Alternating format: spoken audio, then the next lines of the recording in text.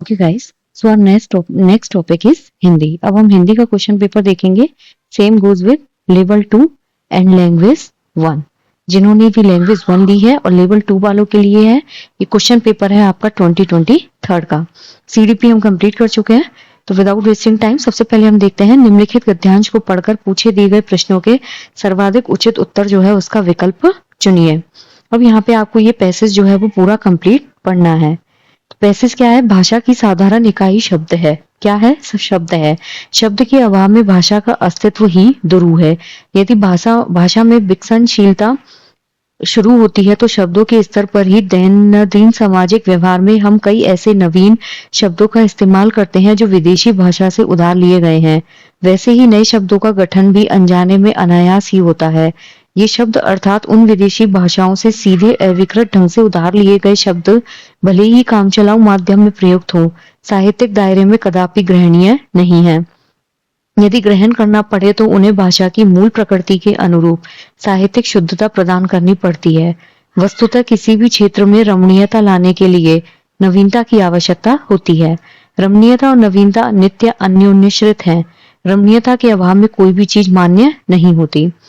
अब इस पैसेज में बेसिकली ये बताने के लिए मतलब ये बताया गया है जो भाषा होता है ना वो बेसिकली किस पे बेस्ड होती है? वो शब्दों पे बेस्ड होती है। अगर शब्द नहीं होंगे तो भाषा का अस्तित्व ही नहीं होगा। क्लियर?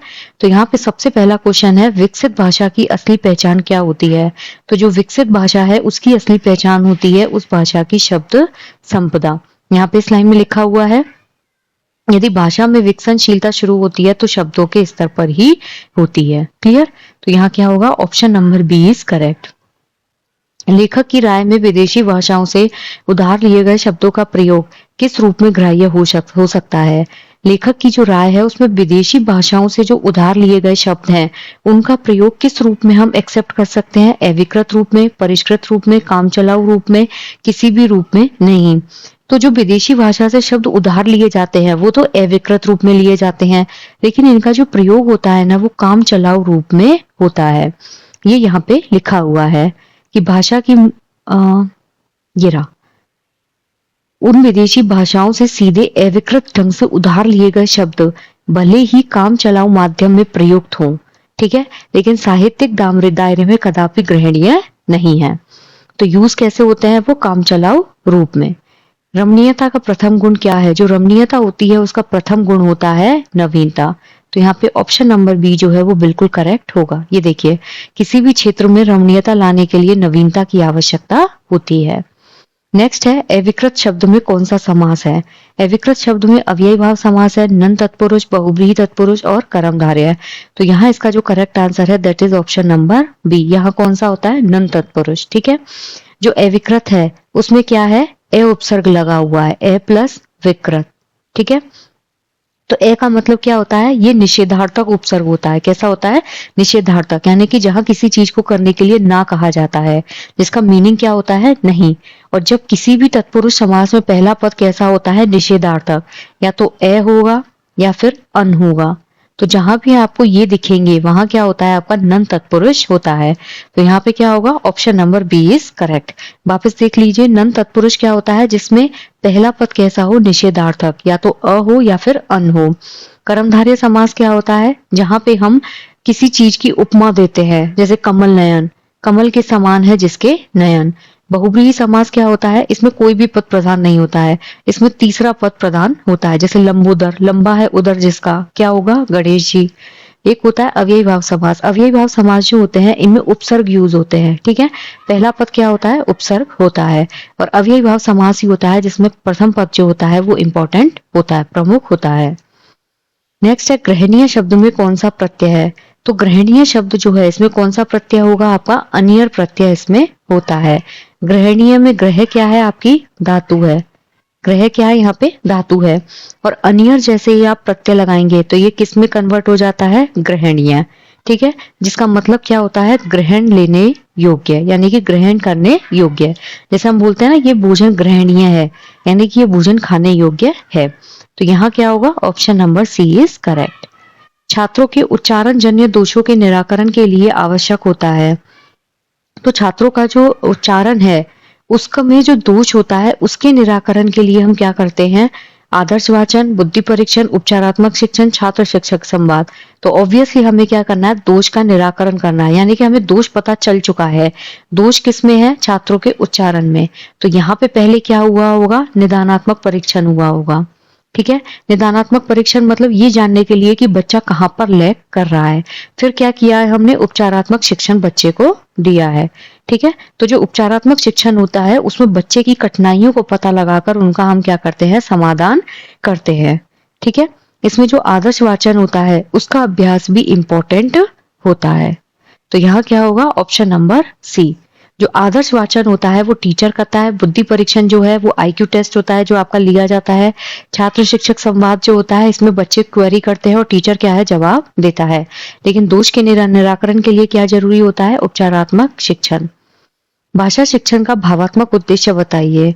जो भावात्मक उद्देश्य होता है उससे पहले आपको एक चीज समझनी पड़ेगी। जो बीएस ब्लूम थे, बीएस ब्लूम ने क्या किया था, एक अपना ट्राइंगल दिया था। इन्होंने क्या दिया था, शैक्षिक मनोविज्ञान में ब्लूम टैक्सोनॉमी दी थी।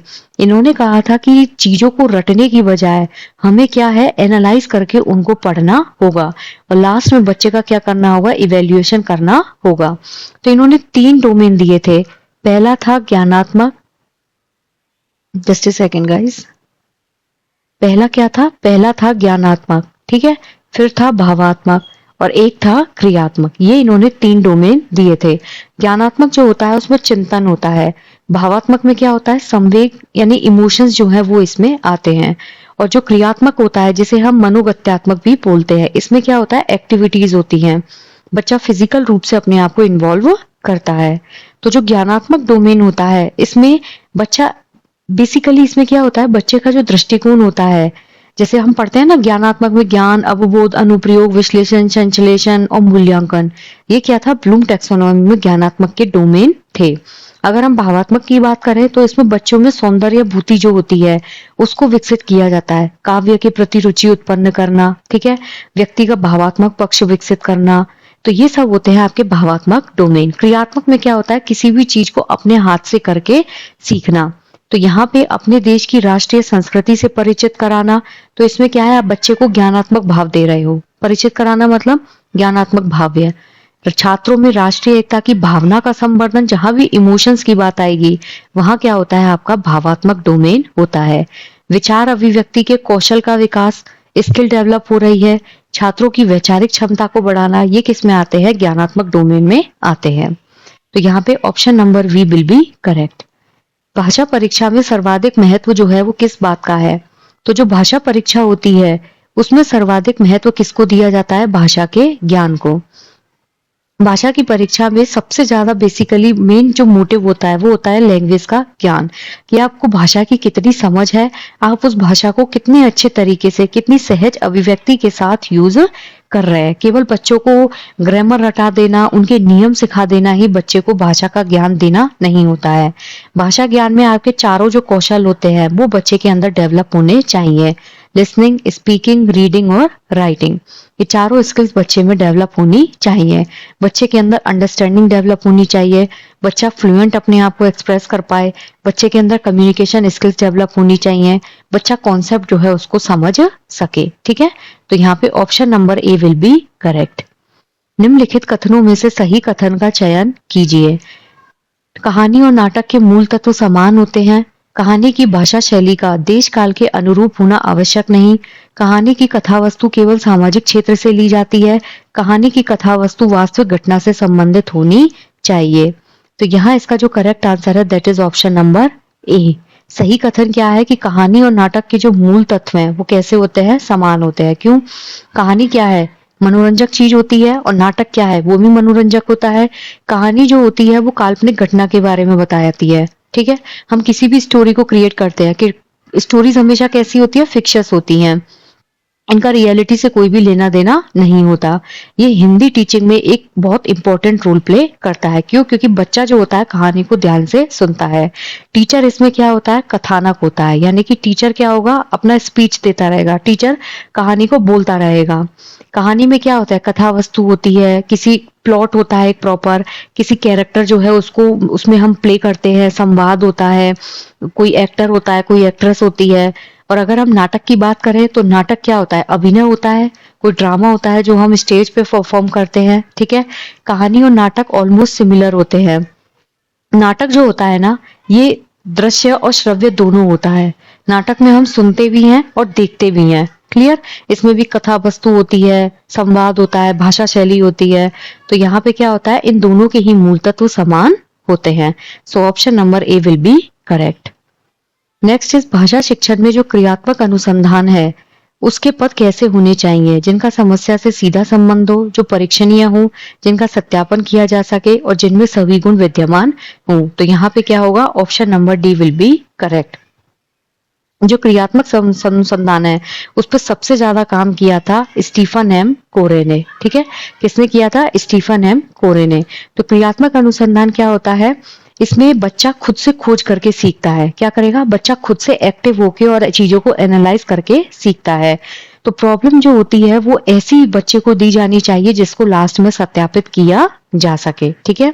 जो एक्शन रिसर्च होती है ना, वो क्लास टीचिंग का ही एक पार्ट होता है, जिससे बच्चा जो है वो संवाद के माध्यम से या अंतःक्रिया के माध्यम से चीजों में अपनी पकड़ को बना सके।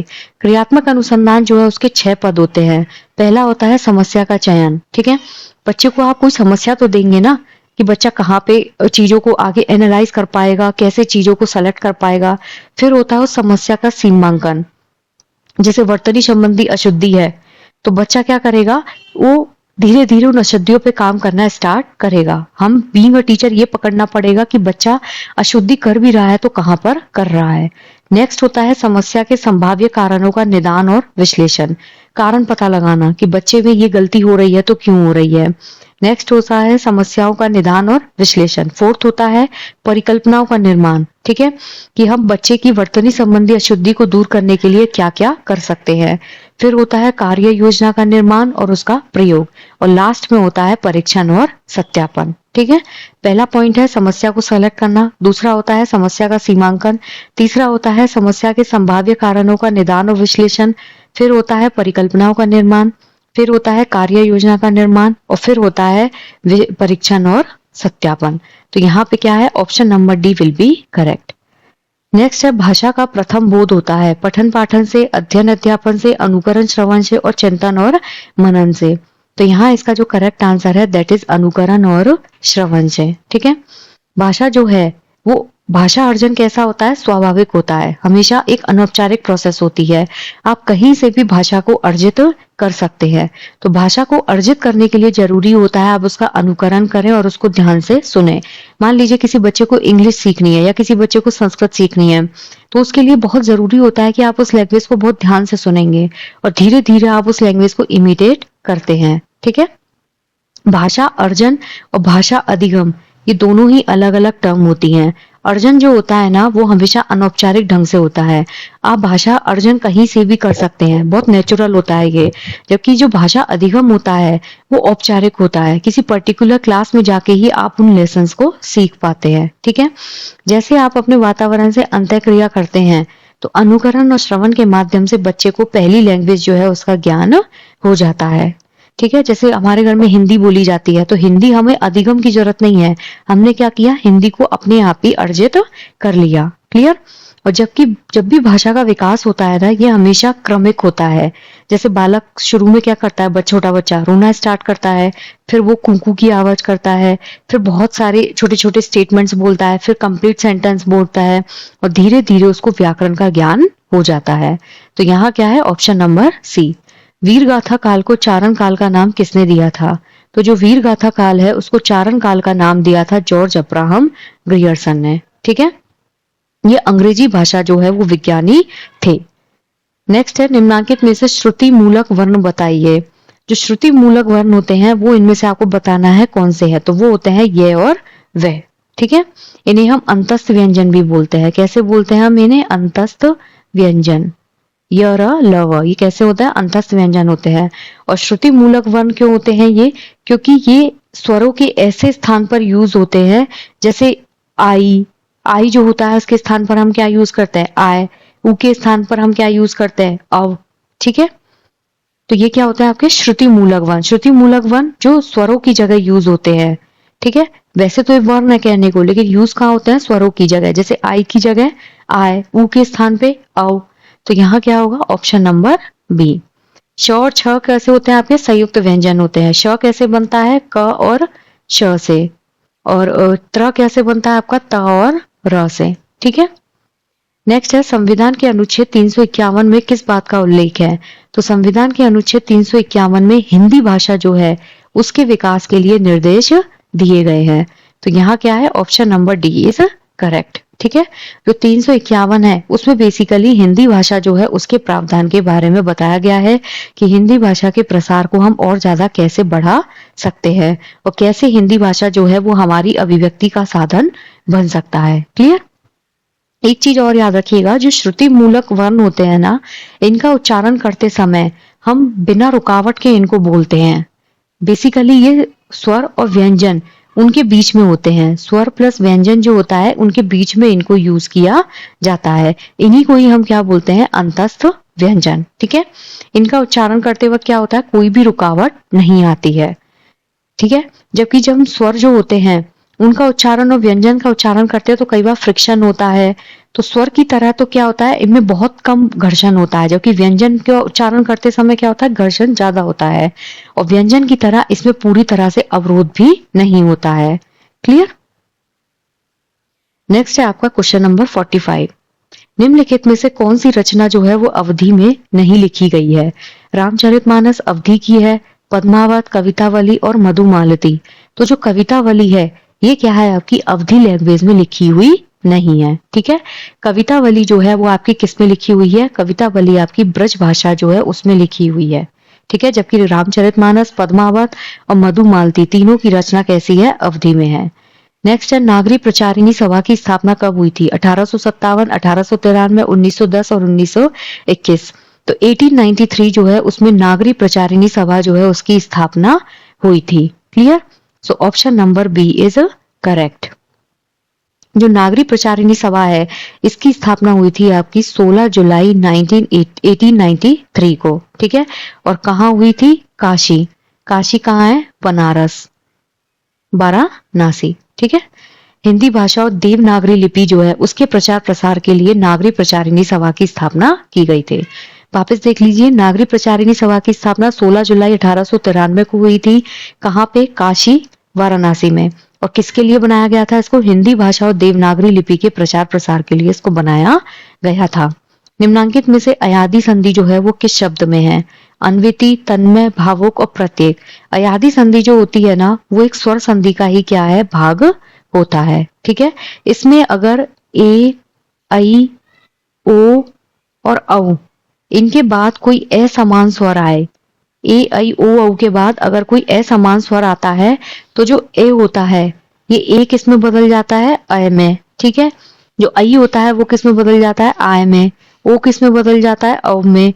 और औ किस में बदल जाता है, आव में। ठीक है। तो भावुक जो है उसका संधि विच्छेद क्या होगा, भावुक का संधि विच्छेद हो जाएगा भौ प्लस अक। ये क्या हो जाएगा, भौ प्लस अक। तो ये किस में कन्वर्ट हो गया, भावुक। ठीक है। तो यहाँ पे ओ के बाद क्या आया है, ऊ। ठीक है। और जब भी भौ के, सॉरी इसका संधि विच्छेद हो जाएगा, सॉरी भौ प्लस अक नहीं, इसका संधि विच्छेद होगा भौ प्लस उक, भाव प्लस उक। ठीक है। इसका संधि विच्छेद क्या होगा, भाव प्लस उक। ठीक है। तो इसमें क्या है, औ जो है, औ के बाद ऊ यानी कि असमान स्वर आने पर औ का क्या हो गया, आब में कन्वर्ट हो गया। इसलिए ये किसका उदाहरण है, आपका अयादी संधि का उदाहरण है। ठीक है। भाव प्लस उक, औ के बाद ऊ आने पर ओ का आब में कन्वर्जन हो जाता है। अगर अन्विति की बात करें तो अन्विति का संधि विच्छेद क्या होता है, अनु प्लस इति। ये किस में कन्वर्ट हो जाएगा, अन्विति। ये क्या होता है आपका, यण संधि का एक उदाहरण होता है। नेक्स्ट अगर हम बात करें तन्मय, तन्मय जो होता है ये आपका व्यंजन संधि का उदाहरण होता है, तत् प्लस मय। ठीक है। नेक्स्ट अगर प्रत्येक की बात करें तो ये होता है प्रति प्लस एक। ये भी आपका यण संधि का ही एक उदाहरण होता है। क्लियर। नेक्स्ट है, वर्तनी की दृष्टि से अशुद्ध शब्द छाटिए। विषम, शुश्रूषा, कुमुदनी और उतुंग। तो कुमुदनी जो होता है उसको हम लिखते हैं कुमुदिनी। ठीक है। तो यहाँ पे ऑप्शन नंबर सी जो है वो बिल्कुल करेक्ट हो जाएगा। क्लियर। कोयला की दलाली में मुंह काला, इसका अर्थ बताइए। कोयला की दलाली में, खुद ही सोच के देखिए, जब कोयले की हम दलाली करते हैं तो उसमें मुंह काला का मतलब होता है बुरा काम करने पर अपयश मिलना। जब हम कोयले की दलाली करेंगे तो मुंह तो काला होगा ही, तो यहाँ क्या हो जाएगा, बुरा काम करने पर अपयश मिलना। बरवे छंद जो होता है उसमें मात्रा का क्रम क्या होता है? बरवे छंद में मात्रा का क्रम होता है 12 और 7। ये एक अर्ध सममात्रिक छंद है। कैसा होता है ये? अर्ध सममात्रिक छंद। अर्ध सममात्रिक छंद। इसमें क्या होता है, इसमें 4 चरण होते हैं, पहला चरण, दूसरा चरण, तीसरा चरण और चौथा चरण। ठीक है, पहले और तीसरे चरण में 12-12 मात्राएं होती हैं, दूसरे और चौथे चरण में 7-7 मात्राएं होती हैं। इसलिए जो बरवे छंद होता है उसमें मात्रा का क्रम होता है 12 और 7। तो यहाँ क्या होगा, option number C is correct. Next है, हिंदी भाषा के मानकीकरण का सचेष्ट प्रयास किस पत्रिका में किया गया था?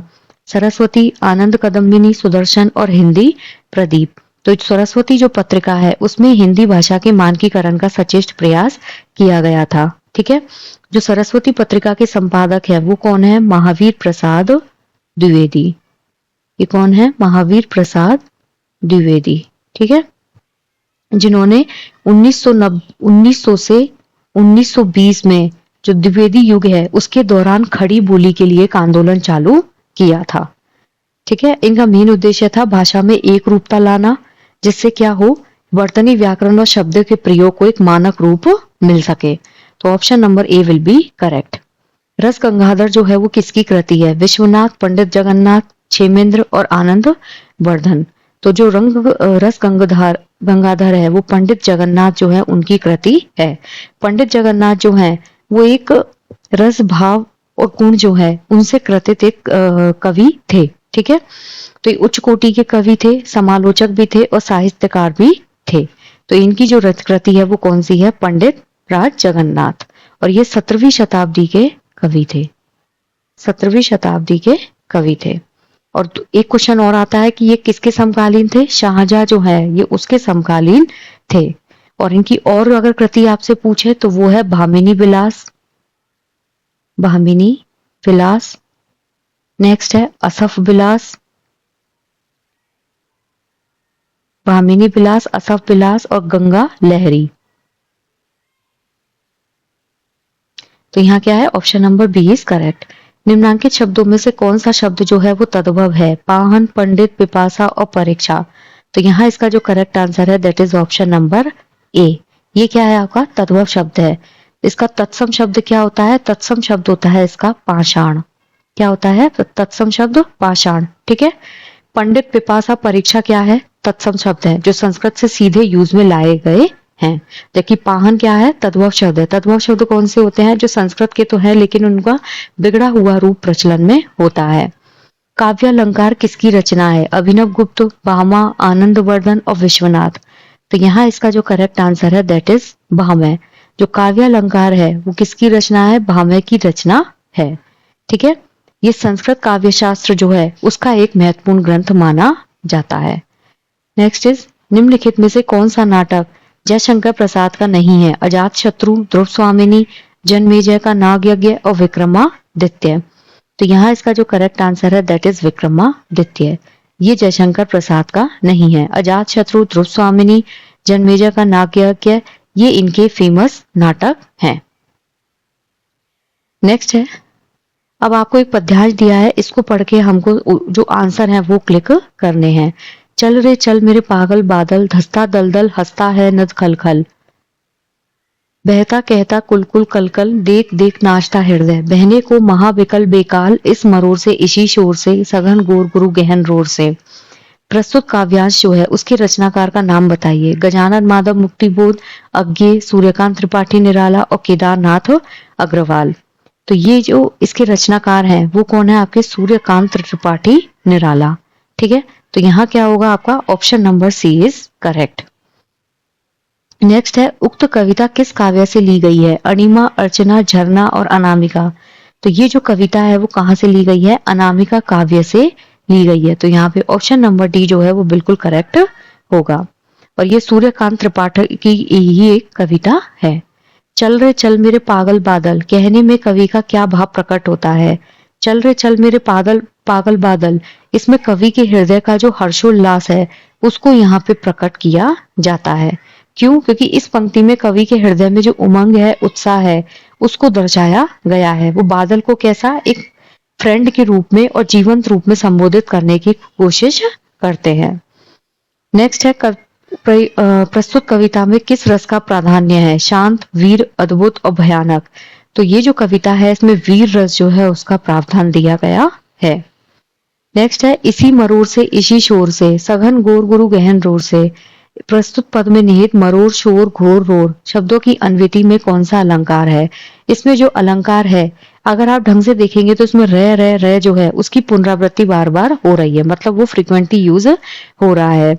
और जब किसी भी पंक्ति के अंत में कोई भी शब्द या वर्ण हो या स्वर हो वो सेम हो तो उसे हम बोलते हैं अंत्यानुप्रास अलंकार। ठीक है, तो यहाँ क्या होगा? ऑप्शन नंबर से। मरोड़ में रे, शोर, घोर, रोर। लाटानुप्रास क्या होता है? जिसमें एक ही वाक्य या वाक्यांश की पुनरावृत्ति होती है। श्रुत्यानुप्रास क्या होता है? एक ही वर्ण की इसमें आवृत्ति होती जाती है, जो एक ही उच्चारण स्थान से बोला जाता है। वृत्यानुप्रास जो होता है उसमें एक या अनेक वर्णों की जो आवृत्ति होती है वो एक से ज्यादा बार ही होती है। क्लियर? तो यहाँ क्या होगा? Option number C is correct. अब नेक्स्ट अगर इस पोयम को हम हिंदी में देखें तो एक बार इसको हिंदी में देख लीजिए आप। चल रे चल मेरे पागल बादल। तो यहाँ पे बादलों को संबोधित करते हुए कवि जो है वो उनको आगे बढ़ने का आह्वान कर रहा है और उनको पागल कहकर उनकी उन्मुखता और बेफिक्री जो है उसको इसमें दिखाया गया है। धसता दलदल हंसता है नद खलखल। इसमें दलदल में धंसने की बात की गई है जो किसी भी कठिनाई या समस्या को सिंबल करती है। और ये जो नदी है वो खलखल ध्वनि के साथ बहने का और हंसने का वर्णन करती है जो खुशी और प्रवाह का प्रतीक होता है। तो बेसिकली इन लाइंस में कवि जो है वो क्या करता है? बादलों के आह्वान, दलदल की कठिनाई और नदी का जो उल्लासपूर्ण जीवन है उसके बीच में एक संबंध स्थापित करता है। बहता कलकल कुलकुल, यह देख नाचता हृदय। जब नदी का पानी कुलकुल कुलकुल करके बहता है तो हृदय जो है वो कैसा है? नाच उठता जाता है। बहने को महाविकल बेकल, इसी मरोड़ से इसी शोर से, सघन गोर गुरु गहन रोर से। तो यहाँ पे क्या है? पूरी जो कविता है उसमें ये दिखाया गया है कि कितने आराम से लोग अपनी प्रॉब्लम्स जो है उनको सॉल्व कर सकते हैं। ठीक है, तो यहाँ पे आपका पूरा पेपर सॉल्व हो गया है। अब अगर किसी भी क्वेश्चन में कोई भी आपको डाउट लगे तो आप कमेंट सेक्शन में बता सकते हैं। Thank you so much.